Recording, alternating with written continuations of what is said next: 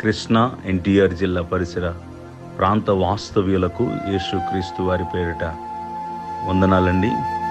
మీరు చూస్తున్న ఈ దృశ్యాలను ఒక్కసారి జ్ఞాపకం చేసుకొని, ప్రజల యొక్క జీవన విధానం అస్తవ్యస్తమైపోయిన పరిస్థితి, పసిపిల్లలకు పాలు లేక, వృద్ధులకు ఆహారం లేక, ఈ వరద తీవ్రత చేత బాధింపబడుతున్న ఈ ప్రజల కొరకు దేవుని ప్రజలముగా ప్రార్థించవలసిన సమయమని యోచించిన వారై ప్రతి కుటుంబం కొరకు చేతులెత్తి ప్రభువుని మొరపెడదాం.